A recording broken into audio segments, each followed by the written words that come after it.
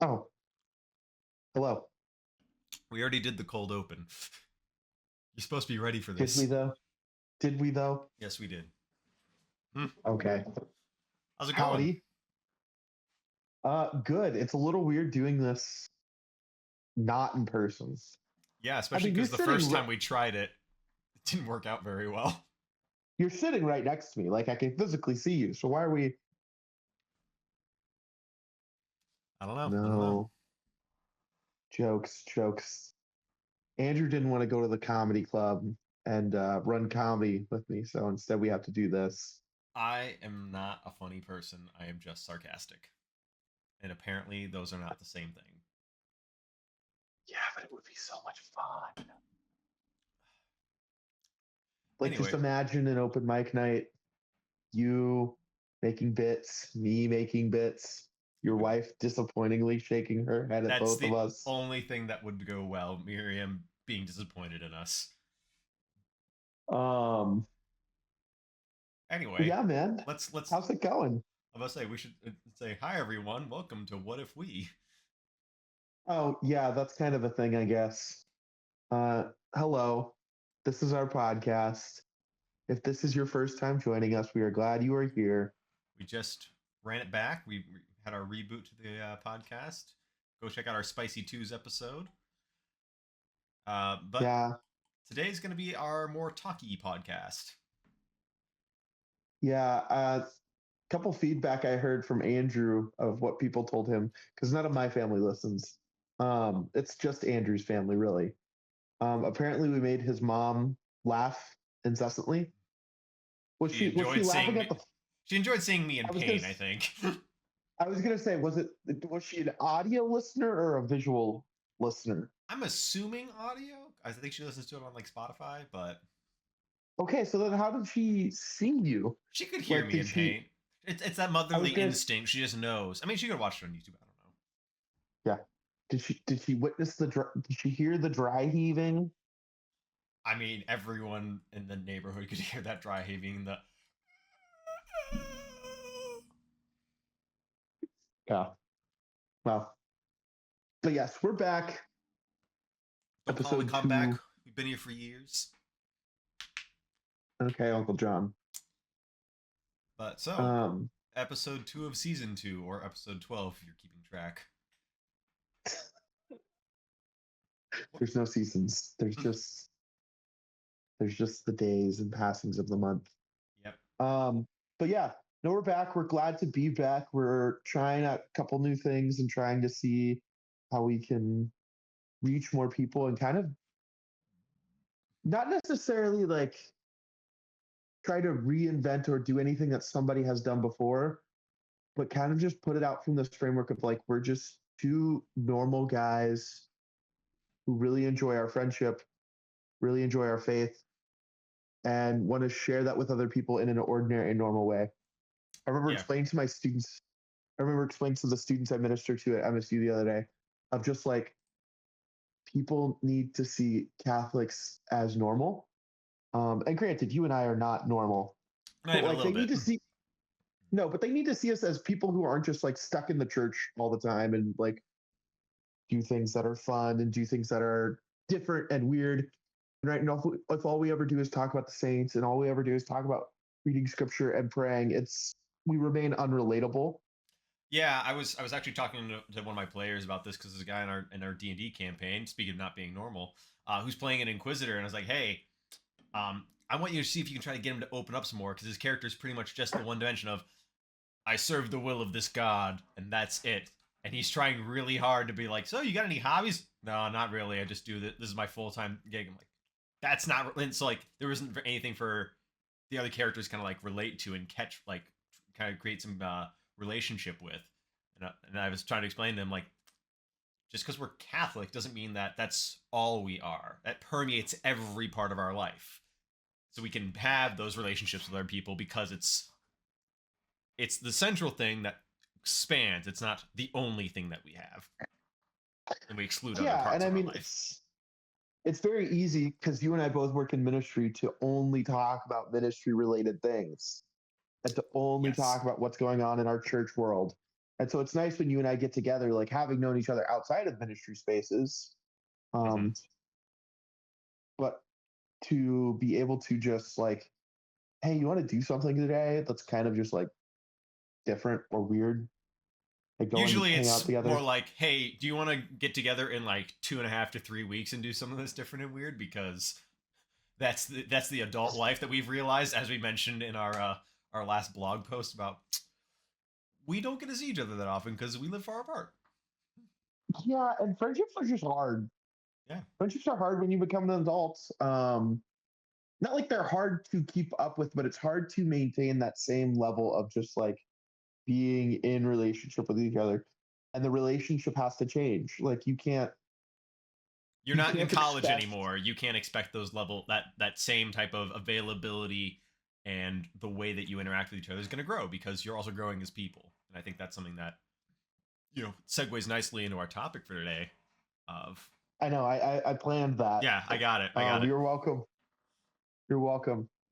And so, what if So what's we our talked topic about today, Andrew? friendship? What if we talked about friendship? That's what we decided to talk about. And I think we teased it at the end of our last episode, but I think it's something that's important What to if both of we us. what if we were friends? Could couldn't Uh, imagine that.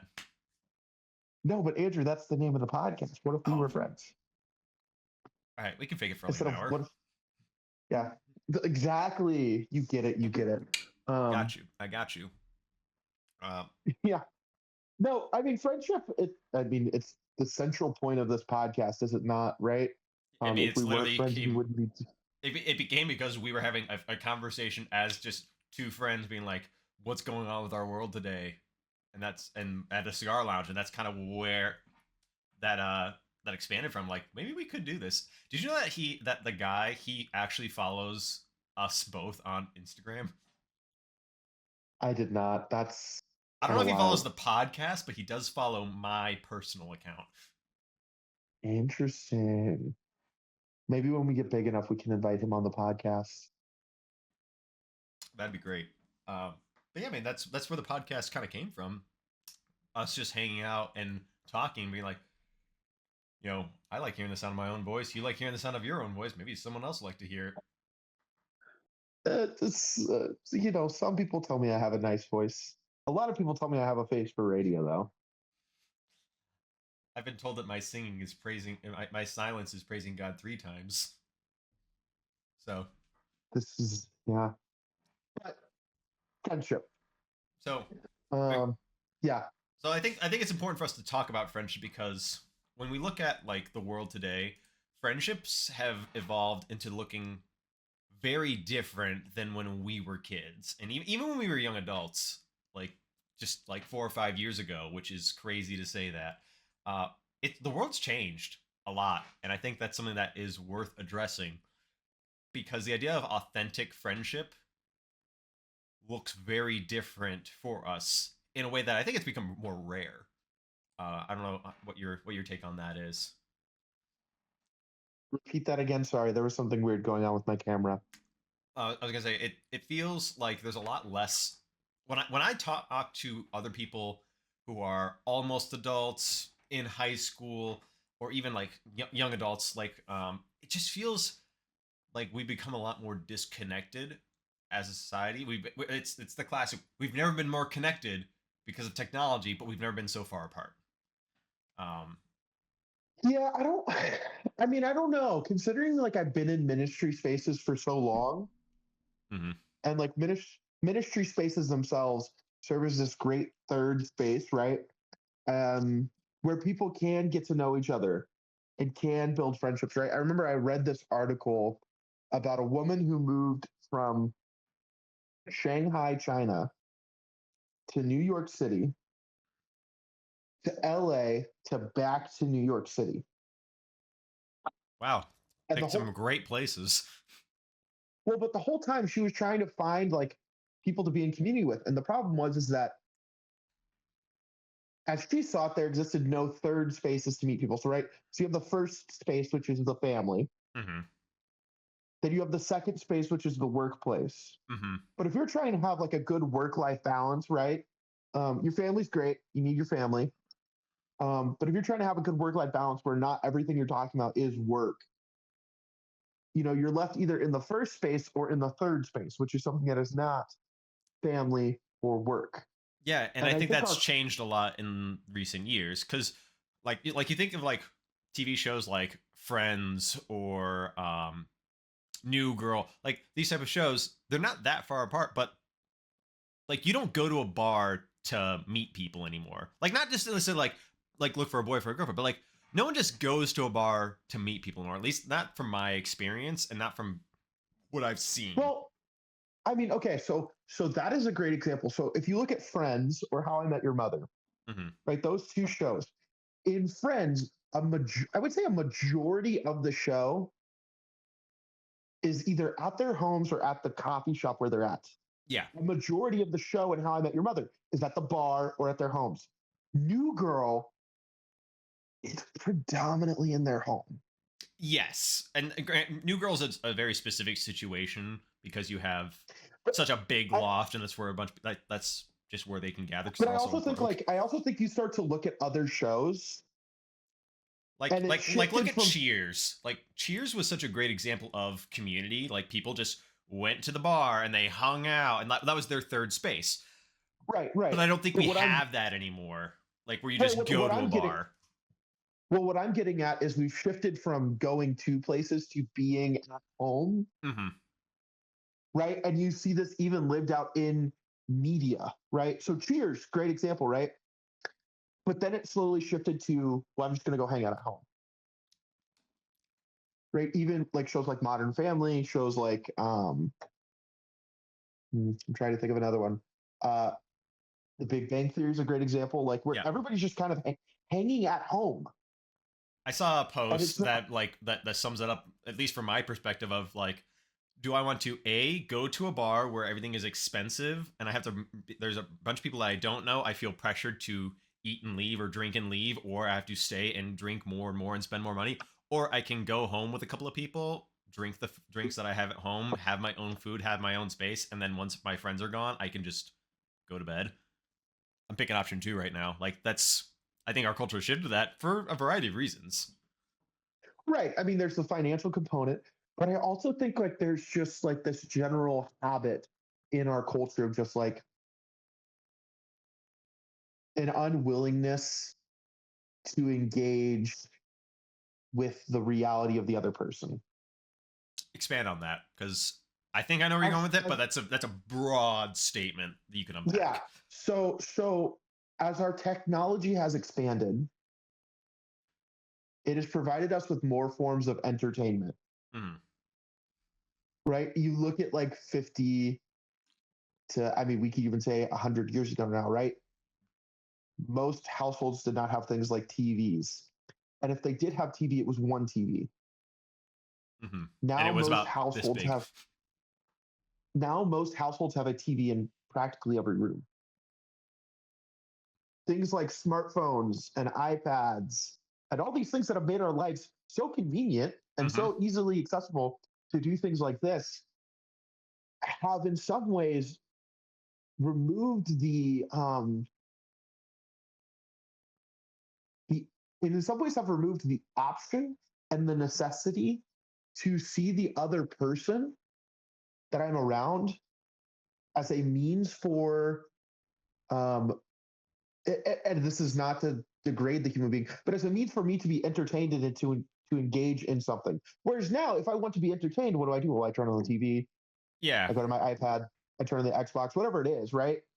yeah, and I Um, mean, I can even see that. Like, I was teaching today, and the kids were like, even during their homeroom, they had their iPads out and they were watching videos while talking to each other, but their eyes were glued, like they were looking. What's more entertaining to me right now, the person who's in front of me or the iPad that's in front of me? And most of them were choosing the iPad as their primary source of focus. It was person secondary.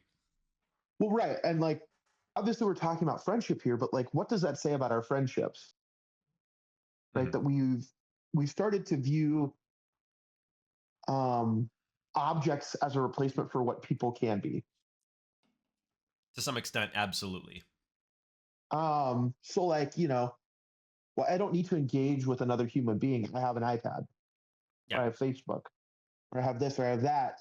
And that serves as my form of social engagement, perhaps a better word than entertainment, Yeah, I think right? that's a good word for it. And A there's better again, phrasing. there's there's nothing wrong necessarily with using it as a supplement or a way to work around a issue. Example, what we're doing here. We Well, can't be or to physically. broaden Yeah. your engagement, right? Hmm. Um, we're not trying to be Ted Kaczynski here. And like, I don't care. I want the people at U of M to know how I feel about this man that is their graduate. Um, You're not pulling punches. we're not trying to be Ted Kaczynski here and like say like all technology is bad or like we need to revert to like a Stone Age mentality. What we're getting at is like what is the point of technology, and has that in some ways dampened the nature of our relationships and how we interact and with the world around us with other people. Hmm. Um, you And I'm know, yeah, and I'm guilty of it to some like we're all guilty of oh it. yeah, we all are. Like even when you are hanging out in person, like if you're spending like you're hanging out for the night, and we've kind of like we've done the activity, and we're kind of like past like we'll both be like just on our phone in each other's presence. Like that's not necessarily automatically a bad thing, but if that's all our friendship was, I'd be well, what's the point? Well, and it's yeah, and it is that sense of like, hmm, how has this dulled me as a person? Hmm. You know, this is not to say that engaging in technology is sinful. It can be, but I remember once hearing like sin is boring. This Interesting. concept, this concept that like, and Matt Fradd was actually talking about this on a podcast I was listening to this morning at the gym. He said, "Sin is boring, right? A priest has heard your, a priest has heard thousands of confessions Your with sin is not thousands of unique sins. in any way. But you know what is interesting? Why you want to give up that sin. Okay. That makes you a unique individual because not every reason is the same. That's fair. But they might sound similar, right? A man struggling towards lust might give up the sin of lust so as to be a better husband Hmm. or a better father or a better boyfriend or just a better human being in general. Right? Someone else might say those are similar reasons. But what do you mean by better? Gotcha. And how are you going to live that out better? That to me is so much more exciting than sin, Hmm. right? Um, and yeah, I guess this is like a call to like how do we live our friendships deeper by talking about friendship. Yeah. Yeah, and I think it's Um, important for us to discuss friendship because we're created for community. I'm giving this talk on the Trinity tomorrow. Trying not to say any heresies when I do it. But one of the things that Miriam, that's heresy, Patrick. it's a bad analogy, Patrick. Um, I was asking Miriam to kind of look over, and she said, one thing you're really missing from your talk is why is the Trinity important? I was like, that's a good point. Why is it important? And she gave me a couple of things, but one of the things that she brought to my attention, which I'd never thought of before, is if we are made in the image and likeness of God, and God is three persons, one and three Mhm. persons, he constantly is in community. He is in community and in love. And God is love and he's in community. So we are made for community and love because we are made in his image and likeness. I was like, I've never heard it explained to me that way. That makes a lot of sense. That's why and if you want to look at it from a sociological scientific perspective, we're social creatures. We crave community. Like people who want to be by themselves constantly are outliers. The common denominator is we need other people uh for for just a variety of things, for social, for physical needs. Just we need other people. Well, and even in the Catholic tradition of like hermits and people who go to get away, they're not going to get away from people. They're going to strengthen a particular relationship, Mhm. right? This sense of like we're all called to be in relationship with one another. In my class on evangelization, the liturgy, we've been talking a lot about like the social dimension of the gospel in the sense of like one of the things that we often leave out in our proclamation of the good news is the nature of like unity that is going to happen in coming to relationship with Christ, not just with Christ, but with other people. Right. And it says, I think it's in one of the documents, the General Directory for Catechesis. It's either that or Pope Francis's Evangelii Gaudium, it talks about how the missionary and the one he is ministering to enter into communion with one another. Hmm. And it's by entering into communion that God is made present to the person who is being ministered towards. Yeah, and like looking at my time in OCIA, you see that when the best talks are when the person speaking is really connecting with the new, like the people who are trying to learn more, the people who are like that missionary aspect that they're giving. The best talks are when they're really engaging with the audience and they're asking them good questions. They're working with the response, and you see the relationship forming even for a brief moment where it just feels like it's a one-on-one conversation. Those are the best parts of the talk because you're really getting into how can I help you know Christ better in this moment. I want to do that for you because I have a relationship with him. That's great. I want you to have what I have. And it creates this kind of almost self-actuating effect from it. Well, and it's like I explain to students all the time when it comes to like sharing the gospel with people or like trying to share Jesus with other people. It's not like you have to know the words to say. Mm-hmm. You are just called to live your life in an ordinary way with Jesus and share Jesus through that, right? You and I both enjoy disc golf. You know, going and playing disc golf with people and being able to just like live that in an ordinary way and through that like model sportsmanship, model virtue, and like the amount of conversations that can be had from that to bring people into like relationship with Christ. Let them know So like, that we are Christians by the way that we live our lives. well, yes, but also like by being in a relationship with people by doing ordinary things, right? Mm-hmm. You build that bridge of trust, right? Which allows the person to see, oh, church people aren't weird; they're ordinary people. Yeah, and I think that's something that And like it's the students, especially like when I tell them like I have another job because they keep at like they were asking like why can't you be our chemistry teacher or stuff like that, which you know that something's going on if they're asking for me back. But I'm explaining to them like I have another job, and they like, so what do you do at the church? And I try to explain to them that it's like my job is to help build community at the church. Like there's a lot of mhm. state like there's a lot of tech like things I can say, oh, I do programming, I do communication. But at the end of the day, my job is to build community because that's that's where the people who stay in a parish and build that parish community, it's because they feel like they're part of something bigger than themselves. Yeah, And they've formed relationships with people there. And that's like some of right. the best friendships, like some of my parents' best friends have been from the church. Like they've lasted longer than some of the friendships they made through like being friends of my friends' parents. Like it's the ones that they've been at church because that's been the consistent thing in their life for the past 25 years. Well, so there's that, and then there's also the sense of like, you know, the differing levels of friendship, right? Mm-hmm. So like Aristotle, the friendship of utility, Mm-hmm. the friendship of pleasure, the friendship of virtue, right? And so like you have friends that you're just friends with because of the utility that is maybe offered. It's Sometimes you could transactional. even It's that guy who it's like we're friends because you've got a pickup truck and I've got a log splitter, so we balance each other out. We can help. Like, yeah, and it's not always just transactional, right? Right.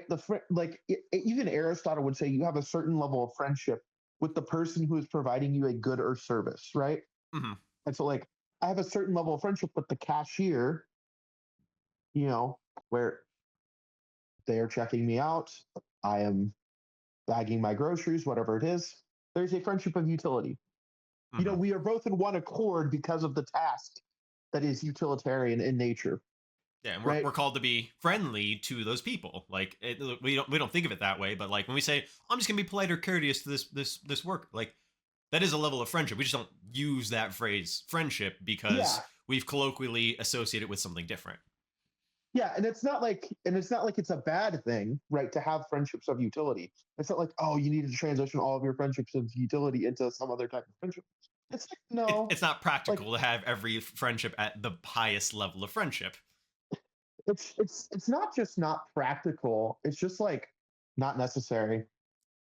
Um, this concept of like, I mean, we could talk about why the friendship of virtue is so important in a minute, but like this concept of like the virtue of friendship is meant to be something for people who are in your immediate sphere of influence on a regular basis, Yeah, right? You can't have a friendship of virtue without having proximity to the person and being in frequent contact with them. there's an amount of investment that's required to get to a friendship Right. of virtue. Um, we were talking about that. Right. Like, we were having this conversation with one of the guys in my other D&D group, and he was talking about like how do I reach this person in my life? I'm like, well, have you built that friendship and that relationship with them to talk with them about these difficult things? He's like, well, no, we're not quite there yet. I said, well, then you should you haven't made the investment to get to the point where you can have those difficult conversations with them, because he wants them to become Catholic. I'm like, have you had those type of conversations before? Yeah, they usually don't go over well. Have you had the like the intermediary converse? Like, there's even saying like, hey, we both go to the shooting range together, and hey, have you heard about our Lord and Savior Jesus Christ?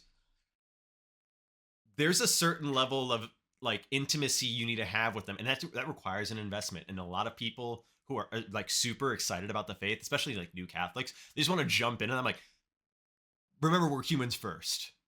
You got to Yeah. build that relationship and that friendship to get to that friendship of That, virtue. yeah, that gives me a great idea for something that we can talk about later. But there's this video we watched in my class called Water Cooler Conversations. Okay.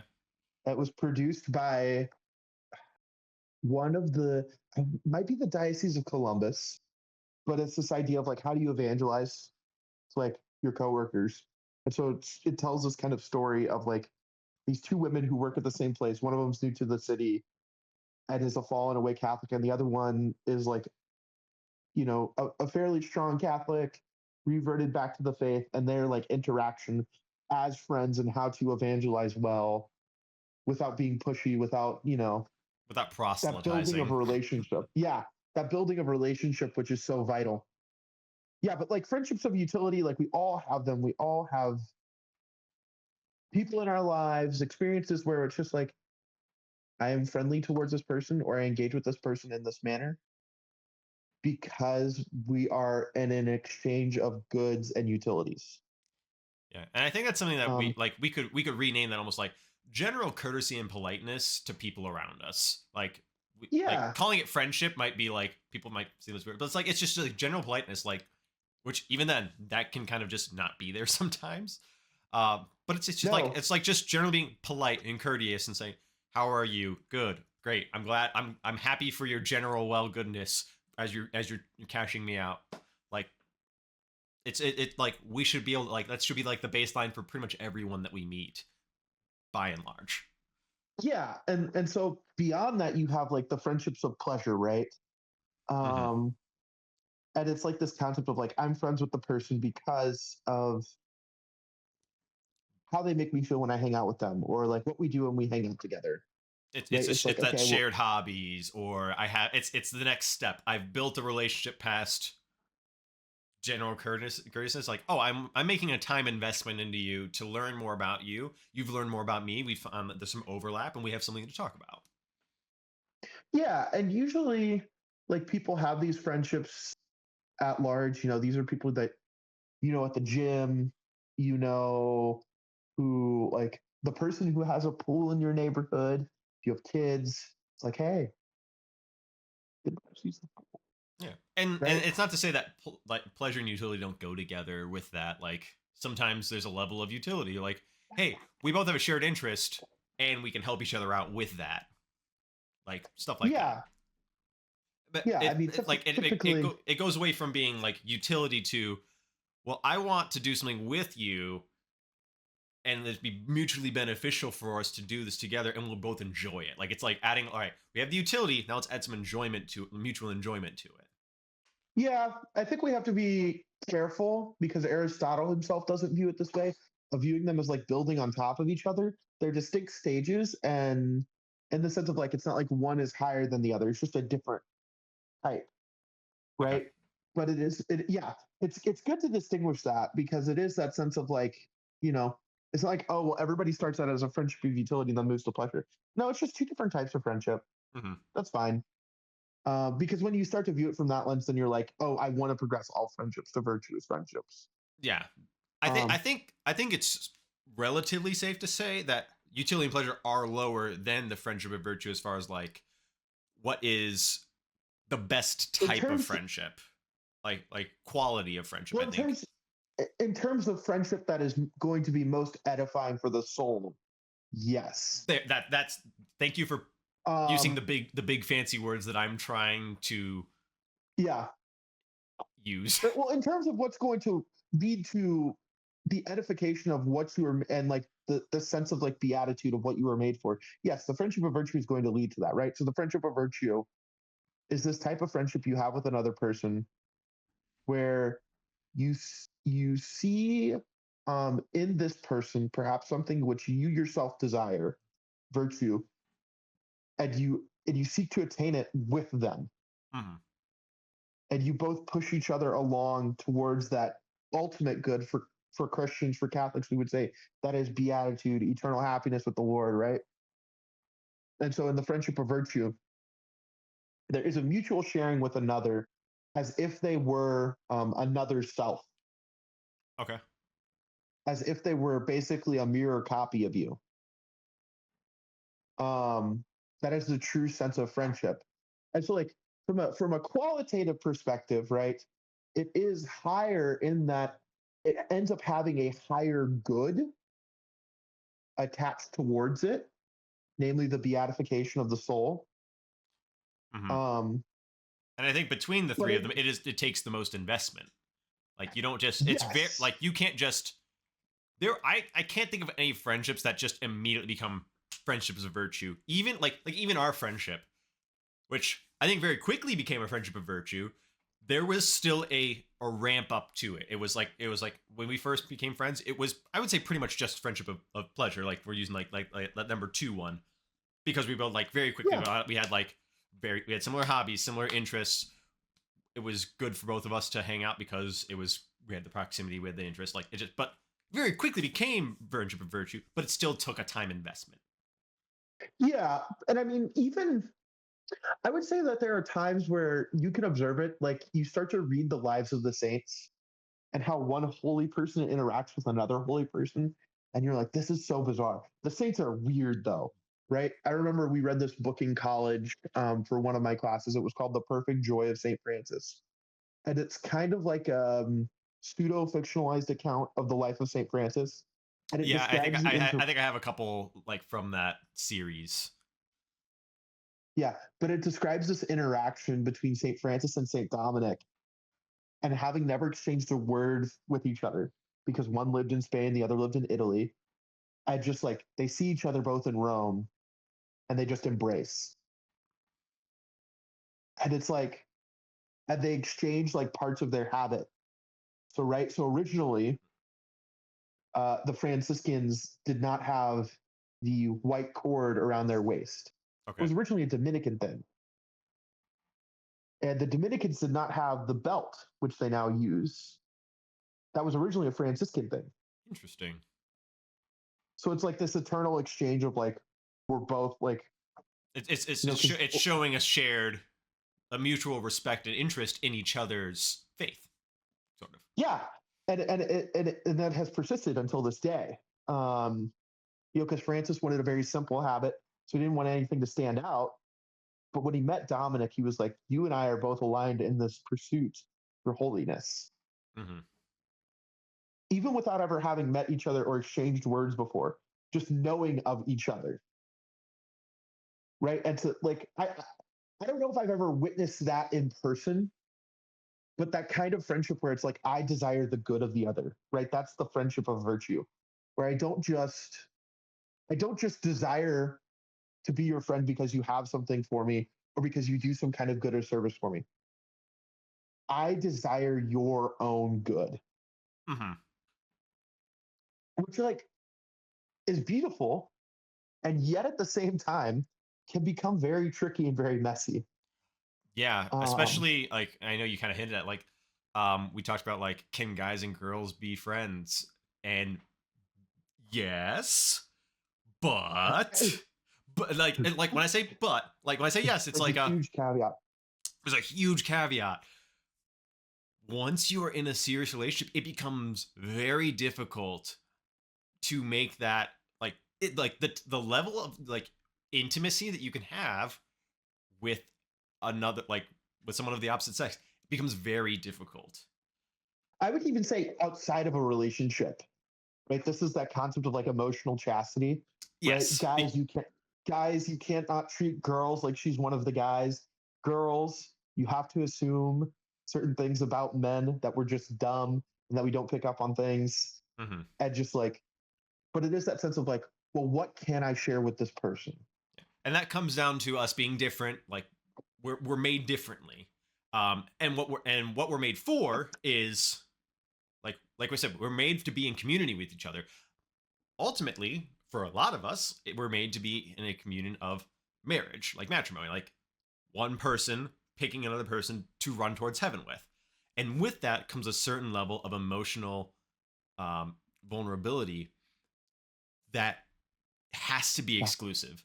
And I've been guilty of this where like I'm very bad at setting up like proper boundaries um, because I want all my friends to get to heaven with me, and I will do whatever it takes to do that. But it's kind of like that knowing I'm not like my first and like like it's like a disordered desire, as most sins are. Everyone wants everyone to get to heaven, but my first and primary goal is I have to get my wife, my best friend, to heaven with me. Like that should be my first priority. Yeah. And if I don't do that, I'm neglecting my duty as a husband. Well, so there's that, but also it's just like this sense of like,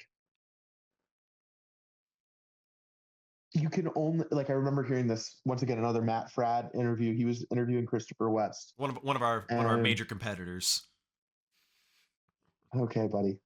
And Christopher West, the master of the theology of the body he is, he said this phrase which just kind of stuck with me. Man can only truly be naked before one person. Okay. Right? Even in our friendship, right? I don't know everything that's going on in your life. I don't need to know everything that's going on in your life. Right? You can only really truly share the fullness of your life with one person, at least here on this earth, right? Yeah. With Jesus, right? You should share everything with Jesus. He knows anyways, but yes. But there's this sense of like, especially like in our interpersonal relationships, there's really only one person that you can share. And you should have at least one person in your life that you can truly be naked with. Hmm. Someone who you can like bear it all with without fear of judgment or condemnation, who will love you even despite what you have done. Yeah. Um, And I think that, and I truly think that a lot of people are missing that. And that's why I think that's why therapy is so popular, becoming so popular now, because people are looking for that level of intimacy, but they're not willing to put in not necessarily willing to, but like they see like, oh, I don't have a spouse yet, but I have all this part of me that I want to share with someone, and I can't just share that with a friend. I needed something more. So I'm going to pay someone money. I'm not saying therapy is bad. Therapy is great. Spiritual reduction is great.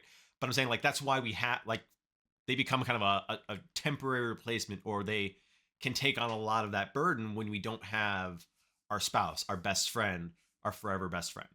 Um, that's why we have that a lot of the times. I think that's why it's become something so vital to society today that we have therapy and things like that, because we have these parts of us that we want to bear to someone, and I think we instinctively know to some extent that it's not healthy to share it with multiple people, or to share it with someone that we're not intimate with like that.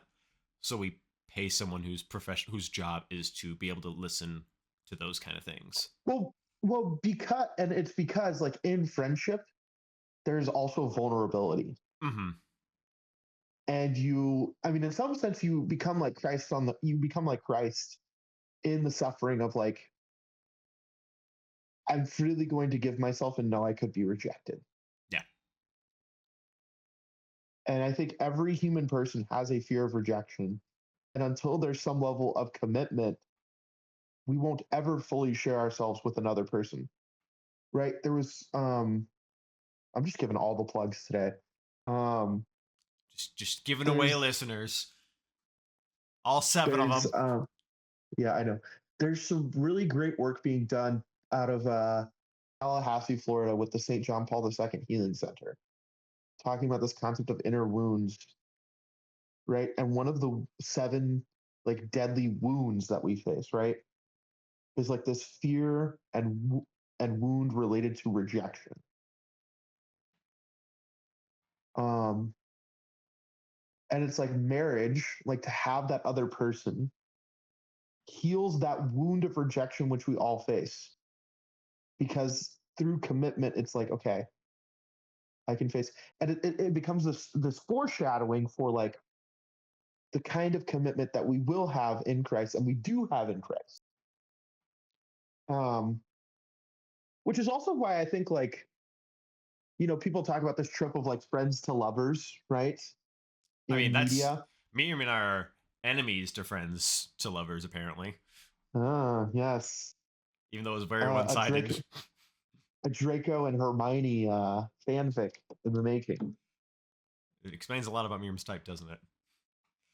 Uh, but yeah, it's and I think it is somewhat a natural progression. I think that's why we have to be careful with our like male and female friendships, is because saying slippery slope sounds bad, but it is in that way. Like, it's very easy to move down that path quickly because, hey, this person, like, once, like, if you have a, like, me being a guy, if I have a female friend, it's very easy for me to just slip past, like, say something, like, be vulnerable with them, because, like you said, friendship requires some vulnerability, but be too vulnerable, and I've now crossed a threshold that I can't go back from. And what Yes. happens then? And usually, one of two things happen. The friendship has to basically stagnate and try to revert, but it can't. It's going to revert to that roadblock that you just put up, and it becomes awkward. Or you have to go forward with it. Yes. Which is why we have things like affairs and people cheating on each other and stuff like that, right? Especially like the number one place where people find another partner outside of their spouse is at work, where they have friendships and they withhold things from their spouse, and then they only share with this person. And no longer are they truly naked and bare before their spouse, Mm-hmm. which allows for this other thing to become the thing that you are naked and bare towards. Yeah. And I think when what we people are are naked seeing. before something. Yeah. Well, what I was about to say is what I think we're seeing here is, when we talk about friendship, we're also talking about relationship. Like, relationships are a form of friendship. It's just what level, degree of intimacy have you? Like, we have the 3 different types of friendships. We could rephrase friendship as relationship in a lot of ways. Yeah. No, And I think that that's we've why missed that mark in society now. It's like, when I hear about the high schoolers, like, they have there's different stages of date. Like, I'm talking to this person. I'm like, that's a normal human interaction to have. Oh, but I'm like, really talking to this person. Like, it's a different thing to them, because to them, talking is a level of intimacy that they don't have with their other friends. Like, and for them, that usually means talking, and becomes talking about things that are make them more vulnerable to each other, for good or for worse. But yeah, like, friendship is a type of relationship. Like, you and I have a relationship of being friendly and desiring the good of each other, and we can have that because there are certain things that you and I have in common. We have a shared base of both being guys. Well, right. To go back to this concept of like the different types of friendship, right? Friendship of utility, the form it might take, right, is the cashier. Friendship of pleasure, the form it might take is the guy who pick up truck I need to borrow when I move. The highest form of the friendship of virtue would probably actually be marriage. Yes. Because it is the only person where you can truly be completely bare or should be. Mm-hmm. And then even within that, you and I have a friendship of virtue. Mm-hmm. And we've talked about this in the past when, like, we're hanging out or whatever, and I'm like, how's Miriam doing? About XYZ thing or whatever. And I don't ask her directly because I also know that requires a level of vulnerability that I don't have with her Yeah. and that I shouldn't have with her. Yeah, and I think, and it works really well as like me being her husband. I can kind of, all right, I know Veil where that secret. exactly, like I know what she's comfortable with certain people knowing, even if she doesn't want to tell them one on one, because you might not have that type of relationship. But she like Miriam knows that you and I talk about things about Miriam and I's relationship and our marriage and the positives, great, like In a yeah. very healthy, not me. It's like, how's your marriage doing? I was one of your groomsmen, right? Yes, like Like it's in a way of like you have concern for the two of us as your friends in different yeah, ways. And so like I'm able to unveil certain aspects of that because you and I have that level of emotional vulnerability with each other because we have talked about these types of things, these shared victories and like issues that we've had with in our life. And we have that shared level of we have those shared experiences, even if they're not the same, they're similar enough where we can like, hey, I understand what you're going through, I want to support you in this. Or even if I don't understand what you're going through, I want the good life for you, so I want to be able to walk with you at least to the extent that I'm able to. And I think that's where a lot of us miss the mark of the extent that I am able to. Because I know for yeah, me, I'm an all or nothing guy. I've been told this a lot just in a lot of aspects of my life. I'm on or off.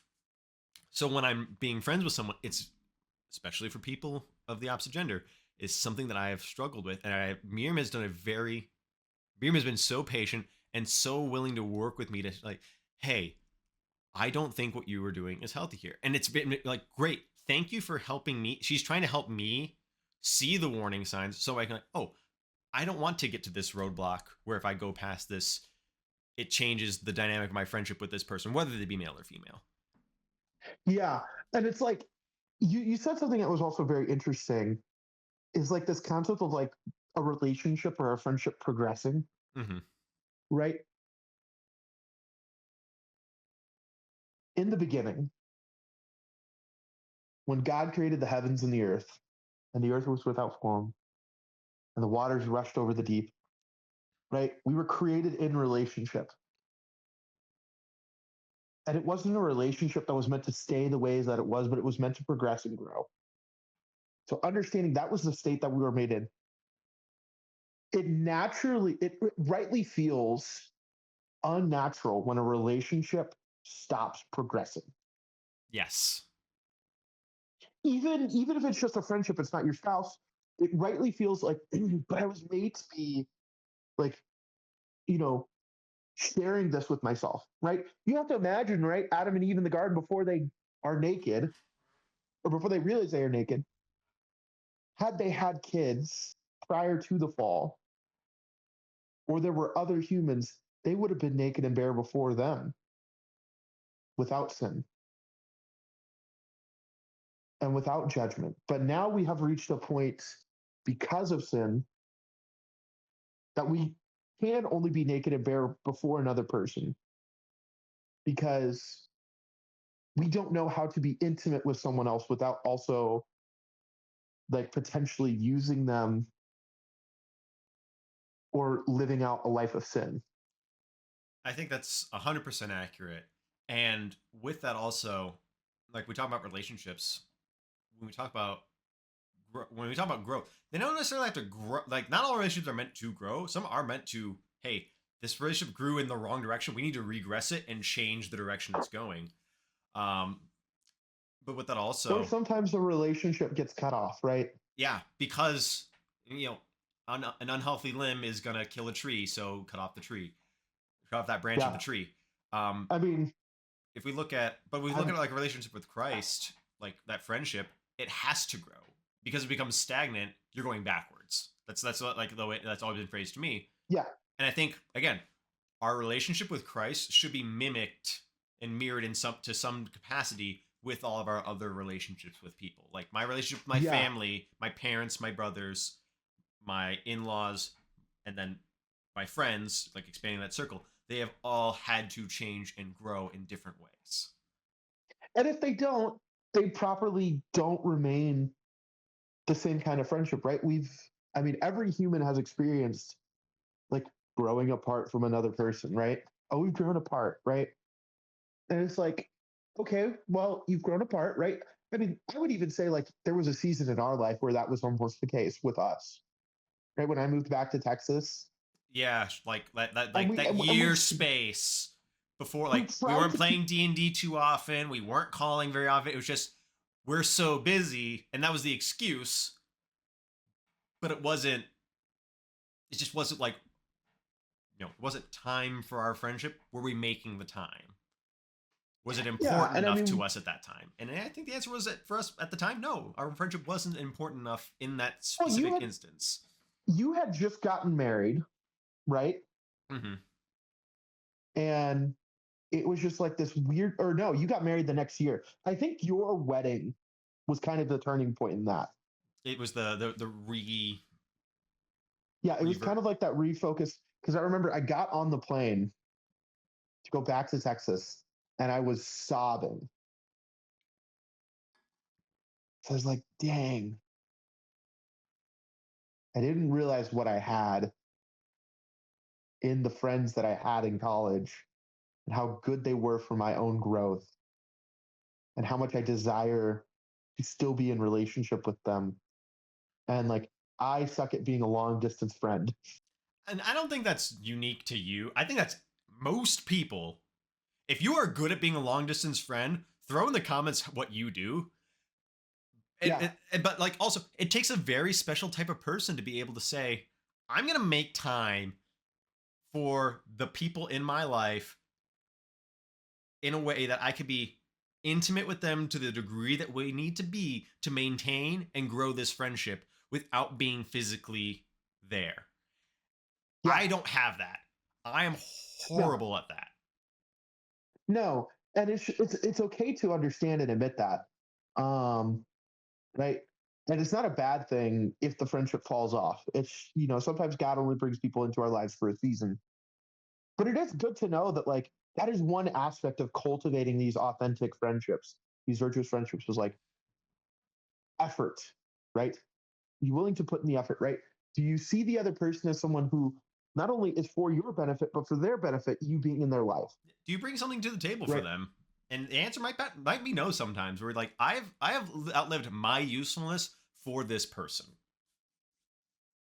Yeah. I mean, sometimes that's the case. And again, usefulness I also, being used loosely yeah, there.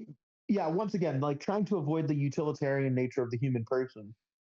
But like this, just this sense of like, Edification for this person. Like I am no longer yes. aiding in their growth as a person who's trying to get to heaven. If we want to use the Well, long form of and saying like, that. I mean, but that's interesting, right? C.S. Lewis, he writes in The Weight of Glory, he says, like, we're surrounded, like, you've never met a mere mortal. Every day we are surrounded by potential gods and goddesses or the greatest of horrors. And the only difference is how you treat them and the level of relationship you're in with them. I've never heard that quote, but I kind of dig that actually. Yeah, we'll have to send you The Weight of Glory. But it's just a sense of like, you do make the choice of who you're going to be in relationship with. And you do make the choice of like, is that relationship going to progress in this relationship of virtue? Right. In the sense of like, I mean, I think I think it's entirely possible that when you find that you're no useful for the person as they are in this state, to continue to push them, maybe you don't have the same level, right? When I disciple students and I no longer meet with them one on one for like weeks on end, it's not like, okay, done, over. It's like I still check in on them once a month, once every 2 months.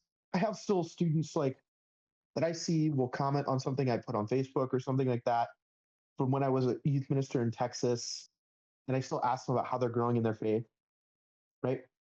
The depth of the friendship is not there anymore. Mm-hmm. But the friendship still exists in that I still desire what is best for them. Yeah, and I think that's something that we like me personally, once I get to that point, a lot of times it's like, well, the depth's not there anymore. Time to cut the branch, or I'm gonna ease off. Like again, all or nothing. My foot is off the gas. My foot is on the brake. And that's not a good thing a lot of the time. But what you want to be like when you are still desiring the good of the other person, even if you can't be in direct relationship and friendship with them anymore, for whatever that reason is, we are still called to wish the good of all other people. And I think that's something Yeah. that we have to like I have to remind myself that sometimes, like, hey, even if I don't think like when I randomly think about like my friend Kyle, he and I haven't talked one like either on the phone, in person, whatever, since my wedding. Kyle, what a But man. I knew Kyle since I was like 3. We were best friends all the way up to my time at Wayne State. But like again, paths diverged. I still like on the rare occasion, like not rare. It's like you see me, but like when I think about Kyle, I still want really good things from him. I like he got married this past summer. Nice. He's doing a lot of great work. Like I think he's still farming. He's surgical tech. Like he's doing all these things that he always said he was going to, and I never thought he'd be able to do. And I'm so happy for him. But it's like we're like my being active in his life is not going to benefit him, and because of how far away like he lives in Nebraska, it's not really going to Oh, I didn't benefit. know he moved. He's been in Nebraska, like he was in Nebraska when I got married. I thought he was living in the UP. No, now he used to work in the Oh, Thumb, but I that's what it digress. was. Okay. But I digress. But like I still desire great things for him, and I'm like whenever I hear about the successes that he's having, I still am like, way to go. And I think that's Yeah. something And that so, I'm trying to be better at is like even if I'm not directly in communication with people, still being happy for them. yeah, it's this change of perception and friendship, right? Of like, you know, to be a good friend is to will the good of the other, right? To love them. To be a friend of virtue is to celebrate the joys and to be with a person in their sorrows, even if it doesn't mean you reach out to them, but to offer them to the Lord, right? To pray for them, right? This hallmark of being a good friend, to pray for them. Um, and for those that you do have a deeper relationship with, right? To also be willing to like sit with them in that, to be merciful and kind to them, but also like a good friend of virtue also is willing to say like, hey, like what just happened, not okay. And that's Which is, I really think it's difficult. I think that's the most difficult thing to say that. I mean, it's very easy. I think, like in a friendship of Mm. virtue, it's very easy to desire the good of another person. Very easy to be in physical proximity with them, doing virtuous activities together. It's very easy to pray for your friends and do those things. It's very hard to just like call it out And because we've all had that experience of someone who, when we have called them out, it was not taken well. And perhaps that's the way we phrased it or framed it. Perhaps it's just that person is not in a place to receive, or it's and that simply the shouldn't. nature of whatever it has that happened. It's difficult to say because it's admitting fault of either your own failings or recognizing someone else's, and for better or worse, everyone takes criticism differently. And criticism sometimes is necessary though for because it needs to be corrected. Yeah, And is it but I mean, in time? it, right? No, there's a time and a season for it. But also, there's just this deep sense of just, if it's truly a friend who knows that you desire their good, even in the moment if they're mad or upset at the correction which is being offered, they should want to know their faults and failings. Um, so one of the things I talked about a few weeks ago with my girlfriend was this letter from um, Gianna Mala and her husband. And in the letter, like they were writing these letters back and forth after they shortly got engaged, right? And Gianna wrote in her letter to her would-be husband about how, she was so happy about the ring he gave her and about the life they were going to build together.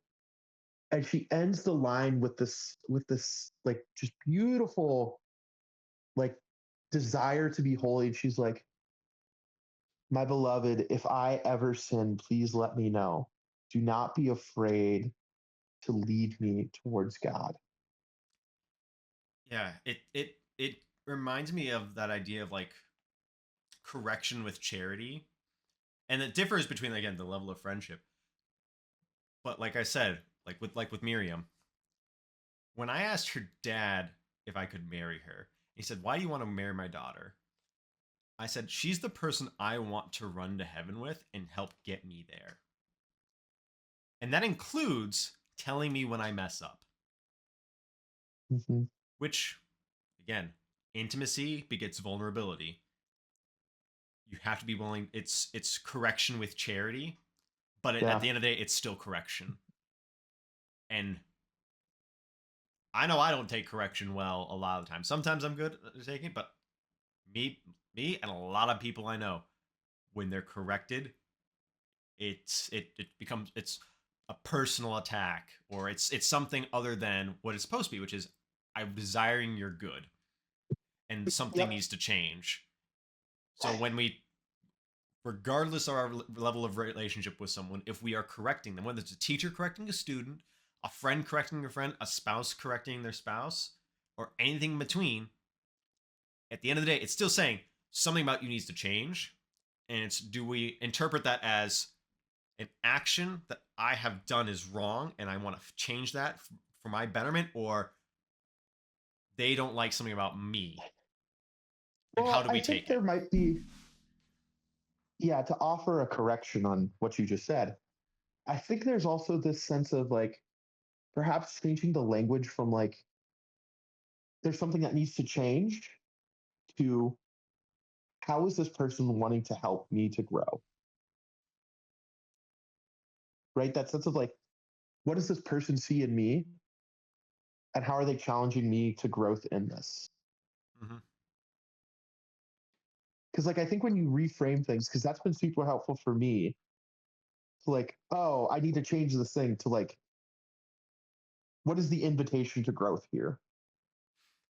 How am I being invited to grow? Do you know what that reminds me of? This is this is this is very telling. I don't remember exactly when how old I was, but I was much past the age where most people learn these things. I, probably high school, was really bad about brushing my teeth and putting on Mm-hmm. deodorant, as most high school boys are. But I was challenging my dad on this, and the way my dad phrased this is something my family still like laughs about, but like uses. Like, why do I have to do it this way? Like, why do I... Because these are the rules of life. Like, one of the, my dad doesn't get angry and yell very often, but when he does, like, it's either Yeah, scary or it it, catches the attention of everyone in the room. but it caught my attention. Like, for me to exist in society, there are certain things that I need to do, and I want to live in society. Therefore, I must do these things. It was a very roundabout way of calling to growth, but it stuck with me. I'm very good about putting Yeah. deodorant on now. I'm better about brushing my teeth. You can make fun of me as much as you want, but it's like that's the what, like that type of Yeah. correction was what was required, and it worked Yeah. because of the relationship that my dad and I had, and he was calling me under growth in the way that I needed at that time. And I think that's how we should want our friendships to be. Is where like, I'm going to push you, you push me. Let's get to heaven together, right? Iron sharpens iron. Yeah, iron sharpens iron just as one man sharpens another, right? We don't want to be dull, boring people, right? And so, like, yeah, let's like starting first with those relationships which you are called to by state of life, right? So if you're called to be a priest a religious, right? Well, in the case of like the religious, right? How can I grow in relationship with those in my community? The state of the priest, right? If you're a diocesan priest, how can I grow in relationship with the people I'm called to serve, the people of God I'm called to serve? If you're a layperson who's unmarried, how can I grow the Catholic community that I find myself a part of here? Right? Grow in relationship with them. Grow in relationship in my ordinary state of life as I am right now for the betterment of myself and the kingdom of God. If I'm in marriage, how can I grow within this relationship for my betterment, for the betterment of my spouse? And everything oriented towards that sense of like, I want to grow in virtue and I'm going to orient my life, my relationships, and the way I do things around that. And I think like when we talk about this concept of like evangelization of being salt and light to the world, it does change everything because it's just like, I don't want to do the things I used to do, but I don't want to do those things because they don't add virtue to my life. And they don't add They just virtue to make the it life of the people around me too. exactly. Um, and yeah, I think, and friendship. yeah, I think I'd like to use salt and salt and light. That's like the motto for me in school. And when I see the relationships that the people like the kids have with each other, a lot of them suck.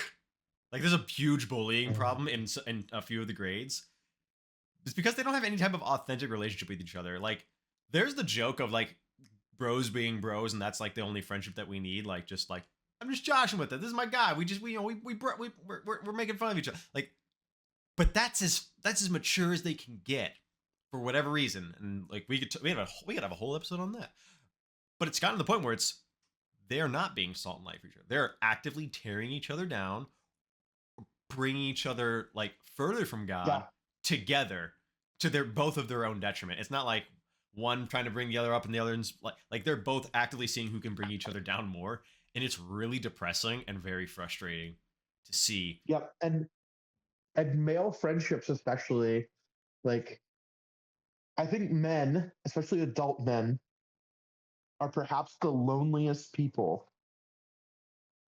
because like if you're married, yes, you have your spouse, which is great, right? But like I think it's just so easy to fall into that trap of like, and especially like if you have sin in your life and sin that's especially shameful and sin related to your relationship with your spouse, and then you can't share it with them, right? How that destroys intimacy and friendship. And if you don't have male friends to walk with you in it, to call you to virtue, just like how much that pulls you down. Um, and hence why, like, we don't just need one relationship in our life, right? Like, we have a primary relationship, but it's not the only relationship. Mm-hmm. We need we need a variety of friendships, a variety of relationships, um, to serve that primary relationship, right? Yeah, it's not to override it, but to support it in the ways where because no relationship is perfect. My marriage to Miriam is not perfect because we are both fallible beings, mostly me. Um, she's wonderful. So to help support me and support that relationship, we have all these other relationships. And I really quickly, I'm gonna. You talk about how like men are like very lonely, like in a lot of ways. Like according to the CDC in 2024, the study was conducted in 2024 about a 2022 stats. Male suicide rate was 4 times higher than rates among females. 50% of the population, 80% of the suicides. Because men don't know how to be in relationship with other people a lot of the time. Right. Well, because yeah, there's a Meaningful variety of things relationship. within Yeah. that. That, like again, we could talk. And That's a whole other thing we could talk about. yeah, I think that would be a fun thing to talk about at a different point. That's a weird way to say that. But it's like I mean, but like when we're talking about friendships, like I think you and I've done a pretty good job of how do we be in relationship with each other as friends. And I think that was just like something Franciscan really fostered between like at least in our household, the guys who wanted to be in meaningful relationships with each other were. Um, yep. but by and large, people who don't have that foundation relationship that we had from Franciscan or from from our faith, guys are not taught how to be in relationship with each other or with other No, people in general a lot of the time. no. And I think that's where that stems from. Yeah. So hopefully That's a this cheerful kind of note. gives. Let's find something better to end on than male suicide. I mean, friendship is one of those things that's like it adds joy to life, and it's something that you should seek out. And so, like, if you're struggling to make friends, right, go to places where where the kind of person you want to be would hang out. Yeah. Whether that's church, the gym, you know, the library, right? Go and meet people. And it's like, yes, it's awkward to have to introduce yourself. Get over it. Start small. Like literally microdose friendship and relationship. Like when you're at the library, ask someone what they're reading. Even if it's nothing that you have zero, like you see them reading like some weird romance book, ask them what they're reading. Build that conversation, and even if it's just a one-off conversation with that with someone, you're microdosing friendship and relationship with people, and it will allow you to build that confidence up to try to develop that relationship with people. Yeah. So that's our challenge. Yeah, go and be in a relationship with people. Yeah. You don't have friends. If you don't have friends, go find a friend. Yeah. How are you? How are you going deeper? How have you been going deeper? It's a great question. That's how we like to end our segments. Yeah, we like to end the show every week by talking about some way to go deeper in your life. So we've talked about like trying to make a friend. And so then we ask ourselves, how are we trying to go deeper? In this case, every 2 weeks now, since we're doing this every 2 weeks. Which I think is better because it actually gives us time to work on something, and we should probably like check in, like, how did it go with going deeper? Yeah. So for me, I think the big thing is like I've just been trying to cook more food and eat better food. Yeah, it's just been a lot of fun. I found that I can eat a lot of food when I cook my own food versus like, oh, you know, I don't know, like this is very junk fast food, right? I probably shouldn't eat too much of this. And it's like, but when you eat healthy food, it's like, oh, I can eat a ton of this and feel a lot more full without it negatively affecting you or with it yeah, to being better some for you. extent. Yeah.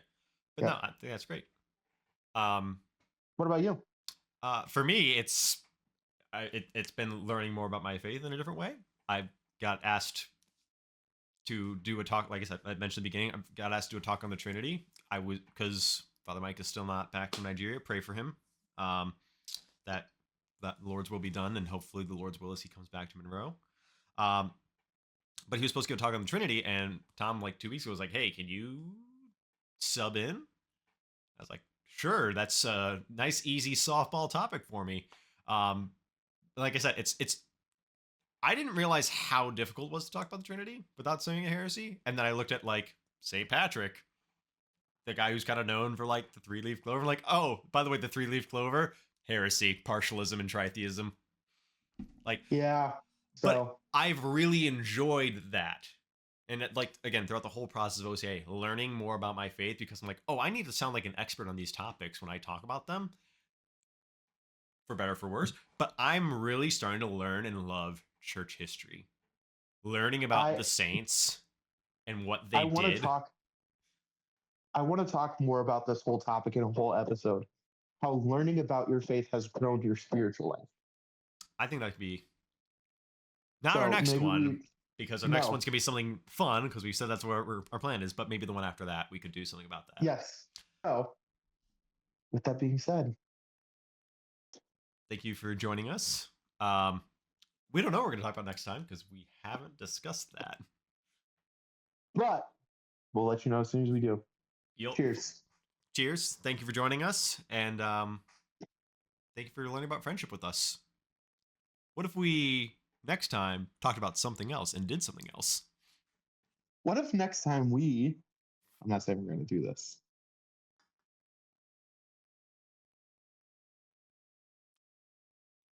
Episode just ends right there. I think that's what you do. All right.